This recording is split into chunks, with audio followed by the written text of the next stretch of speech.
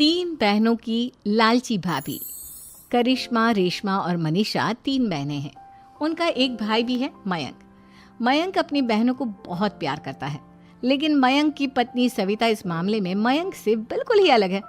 वो अपनी ननदों का जितना बुरा कर सकती है उतना बुरा करती ही रहती है और अपनी ननदों पर हुक्म भी चलाती है।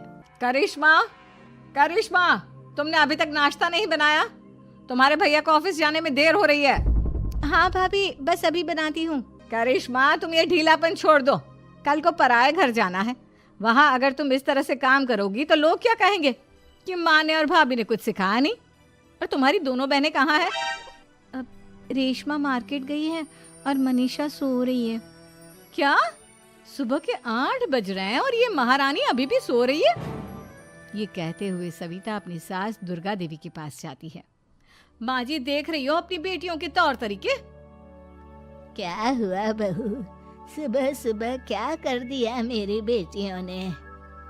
अरे एक तो अभी अभी उठकर किचन में गई है, दूसरी सुबह सुबह बाहर चली गई और तीसरी अभी तक सो रही है। क्या करूं मैं इन तीनों का, मैं तो परेशान हो गई हूँ। जा जाकर उठा उसे और रेशमा से मैं बात करती हूँ। सविता सीधा मनीषा के कमरे में जाती है और उससे कहती है, महारानी जल्दी उठो, सूरज सर पर आ गया है। भाभी थोड़ी देर और सोने दो ना, मैं रात को लेट सोई थी। वो क्या ना, यूनिट टेस्ट चल रहे हैं। शराफत से उठती है या नहीं, या फिर पानी की भरी बाल्टी डालूं तेरे ऊपर? नहीं नहीं भाभी, मुझे बिस्तर में नहीं लाना, उठती हूँ मैं। मनीषा जल्दी से उठकर बाथरूम में चली जाती है। सभी आराम से बैठकर नाश्ता कर रहे होते कि तभी रेशमा बाजार से हाथ में सामान लिए आ जाती है।